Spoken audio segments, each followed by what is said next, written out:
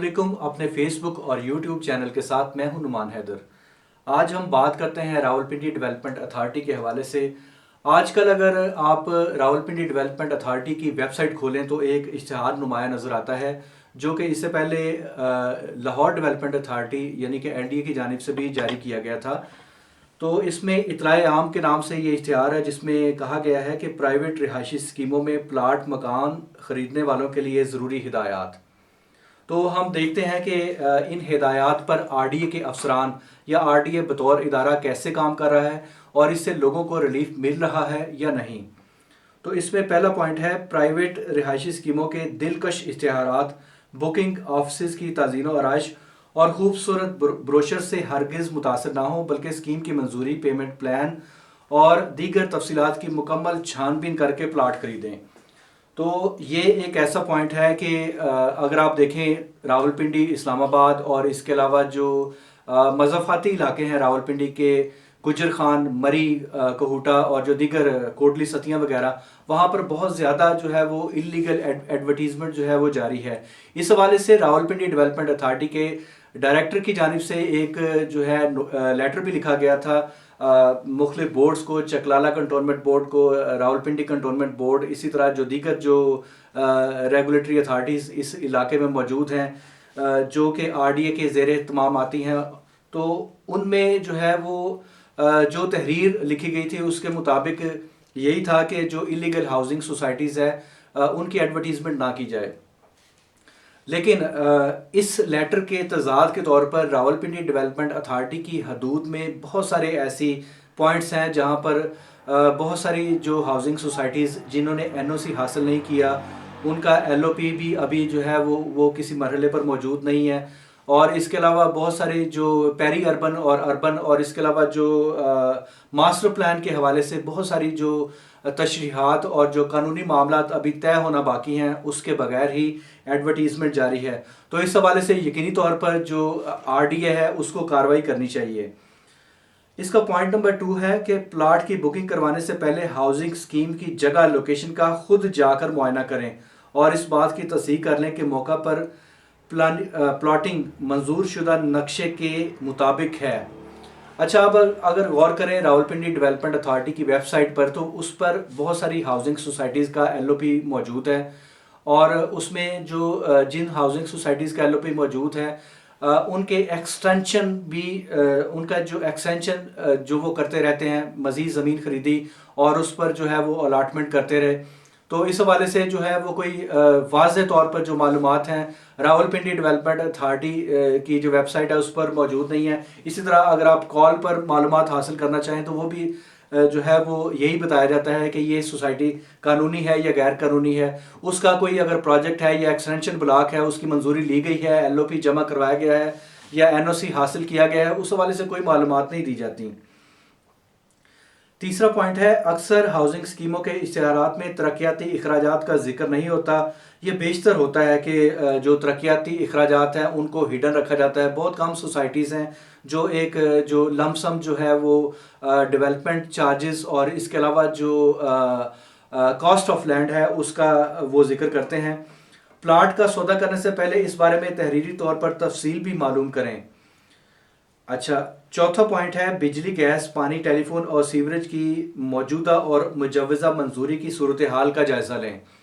अच्छा, इसमें जो ये वाले इदारे हैं ये इनकी जो फॉर्मेलिटीज़ हैं उनको पूरा करना यकीनी तौर पर बहुत ज़रूरी होता है, लेकिन उनके एनओसीज़ के हवाले से जो मेयारात हैं उनका जायज़ा नहीं लिया जाता।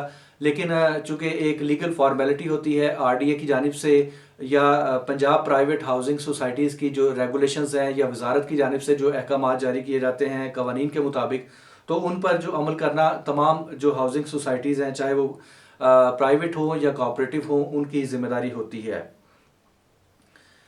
पांचवा पॉइंट है इसका, हाउसिंग स्कीम के इश्तिहार में बयान की गई सहूलियात मसलन स्कूल, मस्जिद, पार्क, हस्पताल वगैरह की ना सिर्फ स्कीम के नक्शा पर तस्दीक करें। अच्छा, इस हवाले से जो रावलपिंडी डेवलपमेंट अथॉरिटी की जानिब से कोई ऐसी जो है वो अवामी जो आगाही मुहिम है जिसमें लोगों को इस हवाले से अवेयरनेस दी जाए कि आप अगर किसी सोसाइटी में इन्वेस्ट करना चाहते हैं या प्लॉट ख़रीदना चाहते हैं तो इस हवाले से जो तस्दीक है वो किस तरह से की जाती है, ये यकीनी तौर पर जो आरडीए के अफसरान हैं वही बेहतर तौर पर बता सकते हैं। इसमें आगे है जी, बल्कि मौका पर ख़ुद मुशाहिदा करें, क्योंकि अक्सर औकात इश्तिहार में लिखी गई सहूलियात मौका पर दस्तयाब नहीं होती।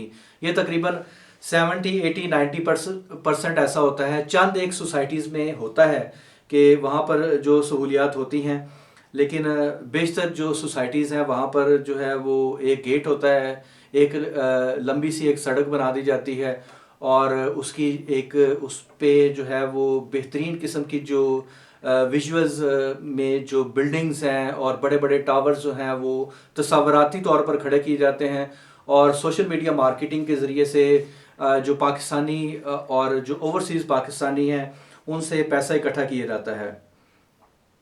अच्छा, इसमें 5वें पॉइंट में अगर हम मज़ीद आगे बढ़ें तो इसमें यह भी है कि मुख्तस जगह पर प्लाट बनाकर फ़रोख्त किए जा चुके होते हैं। इसके अलावा स्कीम का शहर मार्केट से फासला भी बहुत ज़्यादा होता है।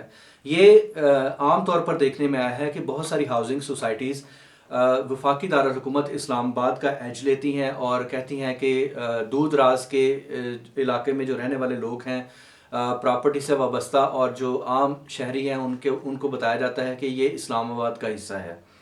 हालांकि उसका सोसाइटी होती है 70 किलोमीटर बाहर, 60 किलोमीटर बाहर, 40 किलोमीटर बाहर। उसका इस्लामाबाद से कोई दूर नज़दीक से कोई ताल्लुक़ नहीं होता, बल्कि रावलपिंडी के भी वो किसी दूर दराज के इलाके में बनाई जाती है। छठा पॉइंट है जी, ये मालूम करें कि स्कीम में तरक्याती काम कब तक मुकम्मल होंगे। इस हवाले से आज तक किसी हाउसिंग सोसाइटी की जानिब से कोई डेडलाइन नहीं दी जाती, और इस हवाले से जो रावलपिंडी डेवलपमेंट अथॉरिटी कवानीन के मुताबिक जो इम्प्लीमेंटेशन है उसमें भी मुकम्मल तौर पर नाकाम नज़र आती है। और स्कीम में प्लाट का कब्ज़ा कब तक दिया जाएगा, तो ये जो प्लाट का कब्ज़ा कब तक दिया जाएगा, इस हवाले से लोगों को सवाल करने से पहले जो है रावलपिंडी डेवलपमेंट अथॉरिटी को भी अपनी ज़िम्मेदारियां पूरी करनी चाहिए कि वो इस चीज़ को मेक श्योर करे, अगर किसी सोसाइटी के पास लैंड मौजूद है और जो डेवलपमेंट का जो मेयार है उसको देखना, और ये वाला जो सारा काम है उसमें भी इनका एक रोल बनता है। क्या कब्ज़ा अपने वक्त क्या कब्ज़ा देते वक्त कोई इजाफी रकम तो नहीं वसूल की जाएगी, इस हवाले से भी बहुत सारे इब्हाम मौजूद रहते हैं और इस हवाले से कोई क्लैरिटी नहीं होती। 7वां पॉइंट है, स्कीम की तरफ से मुहैया की जाने वाले वाजिबात की तफसील के अलावा और किसी किस्म के खुफिया चार्जेस, वाजिबात, फ़ीसें वगैरह तो वसूल नहीं की जाएंगी। तो ये भी अक्सर देखने में आया है कि बहुत सारी हाउसिंग सोसाइटीज़ की जानिब से, हालांकि अगर उन्होंने टाइम पे डेवलपमेंट नहीं की तो ये उनका कसूर है, या उससे पहले जो इंतज़ामी कमेटियाँ, या फिर उसके अलावा जो उनकी अगर वो प्राइवेट टाउन है तो उसकी इंतज़ामिया का कसूर है। तो इस हवाले से जो है एस्केलेशन चार्जेस भी वसूल किए जाते हैं। 8वां पॉइंट है जो आरडीए कहती है कि रकम की अदायगी बजरिया बैंक ड्राफ्ट या पे आर्डर करें, अदायगी की तस्दीक मोहरशुदा रसीद हासिल करें और अपने पास महफूज रखें। कंपनी या सोसाइटी मालकान और उनके सदर और ज़ेली दफातर के एड्रेस, फ़ोन नंबर और ईमेल एड्रेस अपने पास महफूज रखें। जबकि इसके बरक्स होता ये है कि हाउसिंग सोसाइटियाँ जो अपना प्रोजेक्ट लॉन्च करती हैं वो मार्केटिंग करती हैं सोशल मीडिया के ज़रिए से और जो दीगर ज़राए हैं उनके ज़रिए से, और एक मखसूस वक्त के बाद वो पैसा इकट्ठा करती हैं करोड़ों में, अरबों रुपए में, और वो लूट लाट के जो है वो अपना फ़रार हो जाते हैं वो लोग। और इस हवाले से जो है वो रावलपिंडी डेवलपमेंट अथॉरिटी की जानिब से हम देख रहे हैं कि पिछले दिनों उन्होंने मुख्तलिफ जो थाने हैं वहाँ पर FIRs का इंदराज करवाया मुख्तलिफ हाउसिंग सोसाइटीज़ के मालकान के ख़िलाफ़ या उनके स्पॉन्सर्स के ख़िलाफ़, लेकिन उनका क्या रिज़ल्ट निकला। अगर आप इसको थोड़ा सा देखें तो हालांकि जो सोशल मीडिया मार्केटिंग है उस हवाले से रावलपिंडी डेवलपमेंट अथॉरिटी को साइबर क्राइम में जाना चाहिए। सवाल ये पैदा होता है कि आज तक रावलपिंडी डेवलपमेंट अथॉरिटी की जानिब से साइबर क्राइम को कितनी FIRs के इंदराज या मुकदमात के इंदराज के हवाले से लिखा गया और आज तक कितने मुकदमात दर्ज हुए। इसमें एक और पॉइंट, नया पॉइंट है और ये बहुत अच्छा पॉइंट है। अगर इस पर इम्प्लीमेंटेशन होती है आरडीए की जानिब से, लाहौर डेवलपमेंट अथॉरिटी की जानिब से, तो कहा गया है कि हमने इस पर काम शुरू कर दिया है। नई स्कीमों के बारे में आरडी की तरफ से बार कोड और क्यूआर कोड की सहूलत दी गई है। इनसे स्कीमों के मुतालिक ज़रूरी मालूमात हासिल की जा सकती हैं। अब ये ज़रूरी मालूमात कौन सी हैं? क्या उसका जो एलओपी है या एनओसी है उसके हवाले से है? इवन होना तो ये चाहिए कि प्लॉट नंबर्स तक जो है वो क्यूआर कोड होना चाहिए, ताकि जो ख़रीदार को पता हो कि वो कौन सा प्लॉट ख़रीद रहा है। और उस क्यूआर कोड के बगैर प्लॉट फ़रोख्त करने वाली हाउसिंग सोसाइटीज़ के ख़िलाफ़ कानूनी कार्रवाई की जानी चाहिए। अच्छा, इसमें चेक लिस्ट दी गई है कि प्राइवेट और कोऑपरेटिव हाउसिंग स्कीम में प्लाट, मकान वगैरह ख़रीदने से पहले मंदरजा झैल दस्तावेज़ात ज़रूर देखें। पहला पॉइंट है जी, मजाज अथॉरिटी की तरफ से स्कीम की मंजूरी का लेटर और स्कीम का मंजूर शुदा नक्शा स्कीम प्लान। अच्छा, स्कीम की मंजूरी का लेटर हाउसिंग सोसाइटीज़, जो गैर कानूनी हाउसिंग सोसाइटीज़ होती हैं उनके पास तो होता ही नहीं, तो उनके खिलाफ कोई कार्रवाई नहीं की जाती। तो वो लोगों को बहला फुसला कर जो है वो प्लाट्स या फाइलें फ़रोख्त कर देते हैं। दूसरा पॉइंट है जी, स्कीम में प्लाटों की कुल तादाद और मुख्तलिफ कैटेगरीज रकबे के प्लाटों की अलग-अलग तादाद। तो इसमें अगर आप थोड़ा सा गौर करें कि स्कीम में प्लाटों की कुल तादाद के हवाले से तो ठीक है, लेकिन जो एक्सटेंशन पे जो आप जो मंजूरियां देते हैं और उसमें जो उसको बढ़ाया जाता है किसी भी प्रोजेक्ट को, तो उस हवाले से कोई जो है वो तफसील नहीं होती। रहनशुदा प्लाटों के नंबरों और ब्लॉक्स की फहरिस्त। वो प्लाट्स जो मॉर्टगेज किए जाते हैं रावलपिंडी डेवलपमेंट अथॉरिटी के पास कवानीन के मुताबिक, उसमें मस्जिद, आप कह लें कि पार्क का प्लाट हो गया, कम्युनिटी सेंटर, इसी तरह मेडिकल की जो फैसिलिटीज़ के लिए हॉस्पिटल का प्लाट वगैरह, जो भी इस किस्म की जो चीज़ें जो बेसिक कम्युनिटीज़ में आ जाती हैं, तो इसकी मद में जो रावलपिंडी डेवलपमेंट अथॉरिटी कुछ कमर्शियल और कुछ जो रिहायशी प्लाट्स हैं उनको वो मॉर्टगेज करते हैं और जो वो डेवलपमेंट के साथ मशरूत होते हैं। लेकिन हम देखते हैं कि बहुत सारी जो हाउसिंग सोसाइटीज़ हैं वो अपने ये वाले प्लाट फ़रोख्त कर देती हैं, जबकि आरडीए की जो इम्प्लीमेंटेशन है कवानीन की वो इस पर ना होने के बराबर है। इसमें जी छठा पॉइंट है, प्लाट मुकम्मल या जुज़वी तौर पर मुफाद आमा की जगह यानी मस्जिद, park, school, dispensary, community centre और कब्रिस्तान वगैरह के लिए मुख्तस अराजी पर वाक़या तो नहीं, और मुफाद आमा की जगह मंजूर शुदा स्कीम के मुताबिक मौका पर मुहैया की जा रही हैं। अच्छा, खैर इसमें तो आप देखें बहुत सारी ऐसी चीज़ें आ जाती हैं कि ये बराए नाम ये चीज़ें होती हैं, और जो ज़्यादातर जो प्लाट्स हैं इसमें एमेनिटी के जो प्लाट्स होते हैं, जो अवामी सहूलियात के प्लाट्स होते हैं, वो ज़्यादातर जो कमर्शल या रेजिडेंशल बनाकर मुख्तलिफ़ लोगों को अलाट कर दिए जाते हैं, जबकि इस हवाले से कोई खातर ख्वाह कानूनी कार्रवाई आरडीए की जानिब से आज तक अमल में नहीं लाई गई। और इस हवाले से रिकॉर्ड हमें बताता है कि एंटी करप्शन को भी कोई केस नहीं रेफ़र किया गया। इसी तरह जो नैब, एफआईए या दीगर इदारों के पास अगर कुछ होता तो यकीनी तौर पर वो सामने आ जाता। नैब ने तो ख़ुद इस हवाले से बहुत सारी जो हाउसिंग सोसाइटीज़ हैं उन पर एक्शन लिया है। इस बात का यकीन कर लें कि मुतल्लिका हाउसिंग स्कीम के ख़िलाफ़ नैब या किसी और इदारे या अदालत में कोई केस तो ज़ेर कार्रवाई नहीं। अच्छा, इसमें भी ये वाला जो काम है ये आरडीए का बनता है। एक आदमी जिसने अपना प्लाट ख़रीदना है, फ़ाइल ख़रीदनी है, वो किन किन अदालतों से पूछता फिरे कि जनाब इस हाउसिंग सोसाइटी के ख़िलाफ़ केस है कि नहीं। नैब के दफ्तर में जाए, फिर एफआईए के दफ्तर में जाए, फिर एंटी करप्शन के दफ्तर में जाए। भाई आप क्यों हैं? आरडीए किस लिए है?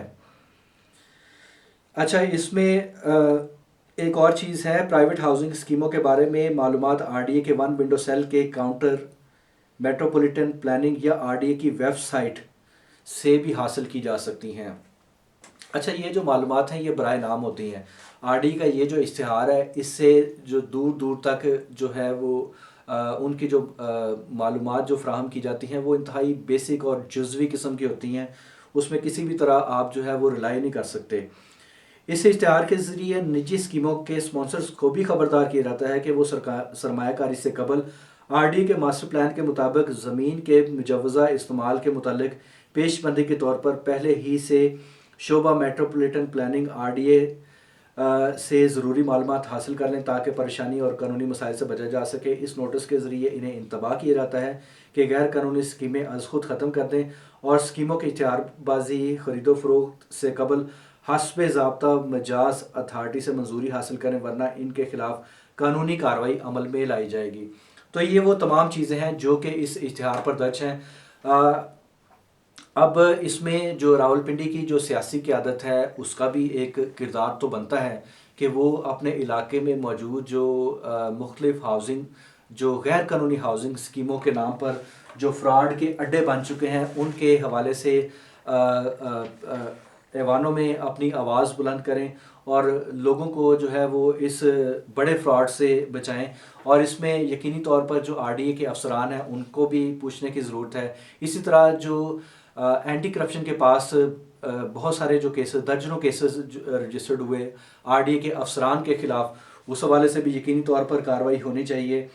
यहाँ पर साथ हम जो मौजूदा आरडीए की जानिब से पेरी अर्बन और अर्बन के हवाले से जो एक नोटिफिकेशन भी जारी किया गया था वजारत हाउसिंग पंजाब की जानिब से, तो उस पर भी यकीनी तौर पर इसी तरह मॉट मैकडोनल्ड पाकिस्तान एक कंसल्टेंट कंपनी काम कर रही है मास्टर प्लान के हवाले से। मास्टर प्लान के हवाले से 2020 में जो है वो ईओआई दिया गया, लेकिन उस पर जो है वो पता नहीं क्या मामला है, अभी तक काम नहीं हो सका।